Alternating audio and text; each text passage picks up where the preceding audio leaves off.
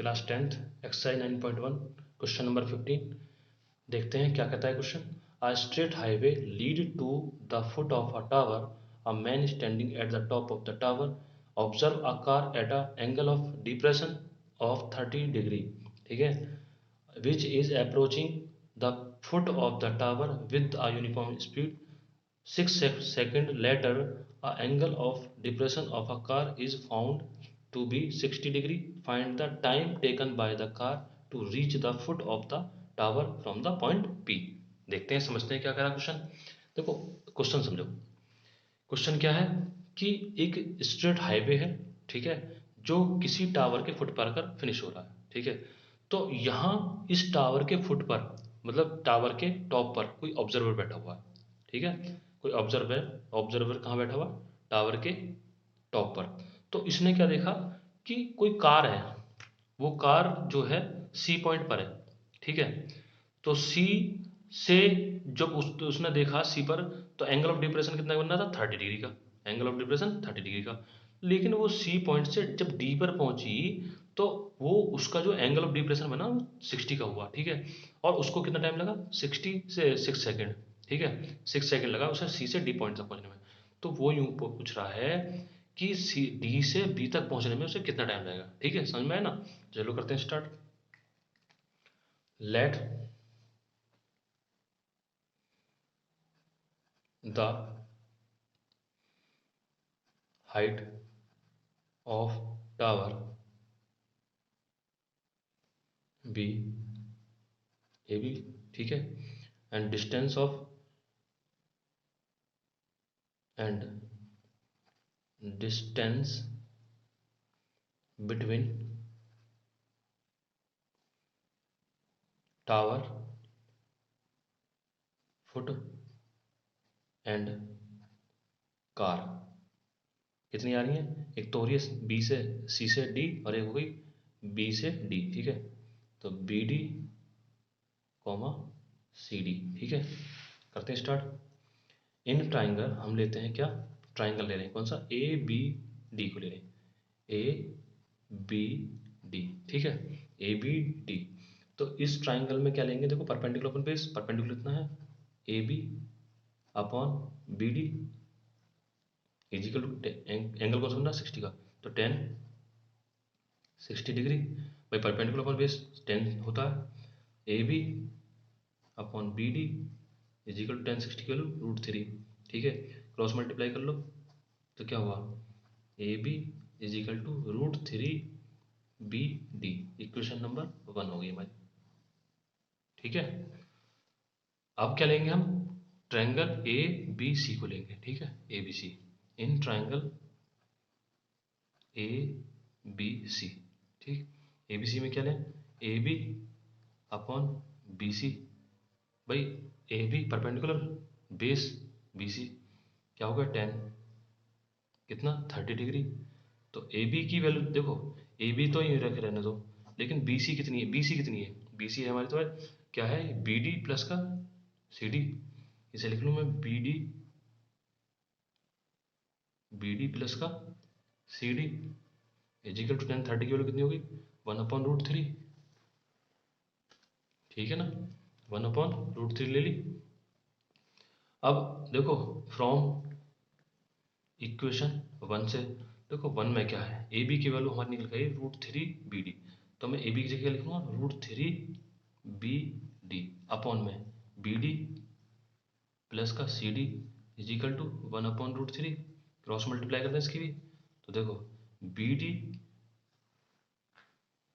D plus का C D equal to √3 multiply √3 B D, सही है।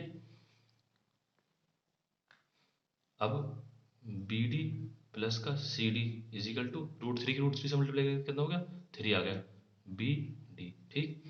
तो सी डी यहीं रहने दो, 3 बी डी भी यहीं रहने दो, बस बी डी को ले जाओ इधर, प्लस का तो हो जाएगा इधर आके माइनस का बी डी। तो सी डी इजिकल टू कितना होगा? 2 बी डी, ठीक। C D equal to 2 B D, ठीक। तो इसमें क्या मतलब है कि सी डी तुम्हारी कितनी है? सी डी तुम्हारी है ये रही। सी डी तुम्हारी कितनी है 6 सेकेंड। 6 सेकेंड में कोई कार सी से डी तक जा रही है, ठीक है, तो वो क्या है, सी डी से डबल है ये। सी डी क्या है, बी डी, बी डी का, देखो ये बी डी कितनी है हमारी, सी डी की वैल्यू कितनी है, double B D. Double B D, अगर मैं बी डी निकालना चाहूँ, अगर मैं बी डी निकालना चाहूँ तो क्या करूँगा, मैं सी डी अपॉन 2 करूँगा, अगर मुझे बी डी निकालनी है तो, ठीक है। अब देखो बी डी में कितना टाइम लगेगा, सी डी का टाइम कितना था 6 सेकेंड, अपॉन 2, ठीक है। तो इससे काटूंगा मैं 3 टाइम्स, कट गए, तो बी डी यानी कि B D is equal to कितना हो गया 3 सेकेंड, यानी बी डी तक पहुंचने, बी डी से बी तक पहुंचने में उसे कितना टाइम लगेगा 3 सेकेंड। तो देखते हैं, इसे लिख लें, time taken by car to cover C D. C D को टाइम कितना लगता है 6 सेकेंड, ठीक है, और time taken by car to cover B D is equal to कितना, देखो हमने अभी निकाला, बी डी की वैल्यू कितनी 3, तो 3 कितना टाइम लगेगा सर, ठीक आधा टाइम लगेगा 3 सेकेंड, ठीक है। समझ में आ गया ना क्वेश्चन, यही निकालना था हमें, टाइम निकालना था कि बी डी से बी तक पहुंचने में उसे कितना टाइम लगेगा, सिर्फ 3 सेकेंड लगेगा, ठीक है। क्वेश्चन क्लियर है, चलें नेक्स्ट क्वेश्चन पर। ओके,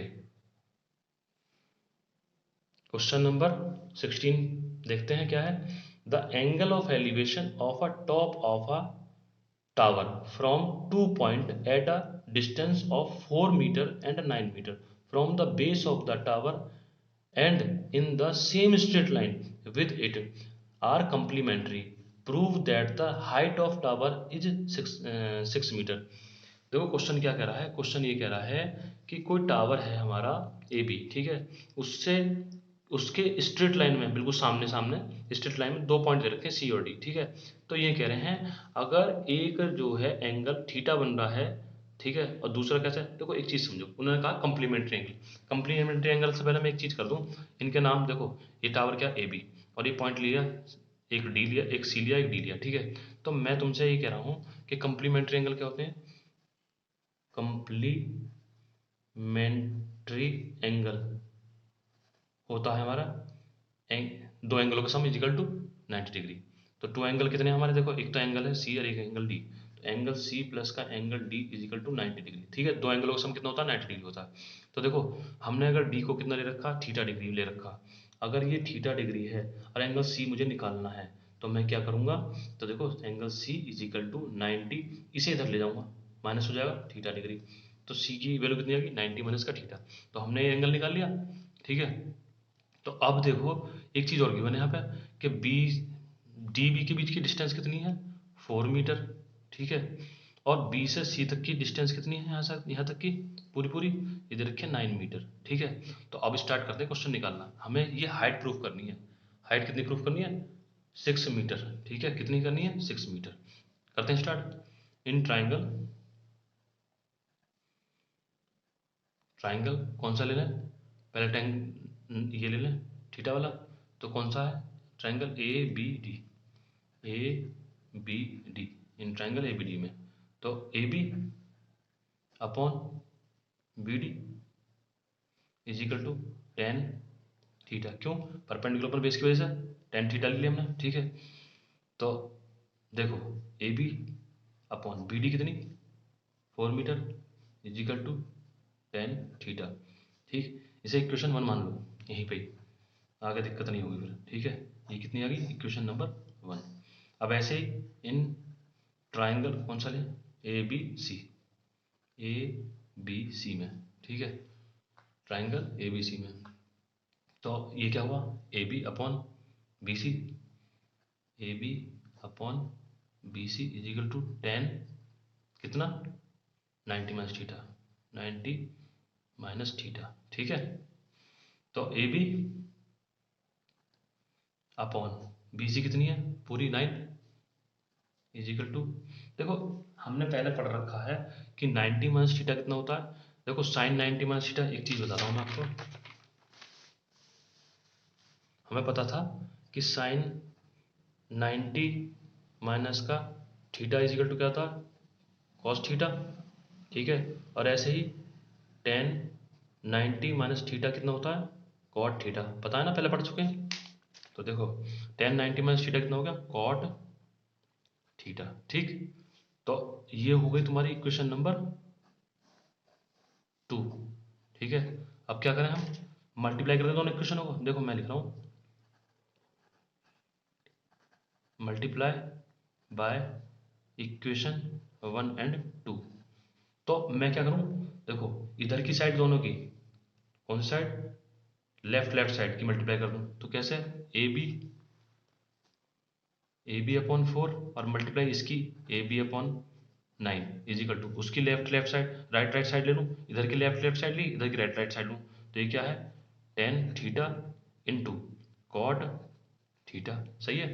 देखो जब ए बी की ए बी से मल्टीप्लाई करेंगे तो क्या आएगा, ए बी का स्क्वायर अपॉन 4 9 जा 36 इजिकल टू, इसको देखो tan theta into cot theta क्या होता है हमें पता है अच्छी तरह से, 1 अपॉन टेन थीटा होता है, अच्छे से पता है, टेन से टेन कैंसिल, क्या बचा, ए बी का स्क्वायर अपॉन 36 इजिकल टू 1, ठीक।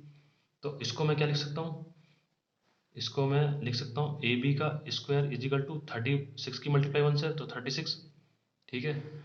तो यहाँ मैं लिख लूँ इसे क्या, कि ए बी इजिकल टू √36, ठीक है, समझ में आया ना। तो या ए बी इजिकल टू किसका स्क्वायर रूट होता है, 6 का, प्लस माइनस 6, ठीक है। तो देखो नेगेटिव तो हमारी कभी हाइट आती नहीं है, तो हम क्या लेंगे, the height of tower is 6 metre, यही तो प्रूफ करना था हमको, समझाया ना भाई, हाइट ही तो प्रूफ करनी थी 6 मीटर, उसने यही तो पूछी थी। देखो ये कहा, क्या कहा, prove that the height of tower is 6 metre, तो हमने क्या करा, हमने प्रूफ कर दी, कितना ईजी है, ठीक है, समझ में आ गया ना। तो बेटा अगर क्वेश्चन समझ में आते हैं तो चैनल को सब्सक्राइब करो, लाइक करो, शेयर करो। थैंक यू, धन्यवाद, फिर मिलते हैं नेक्स्ट वीडियो में, ओके।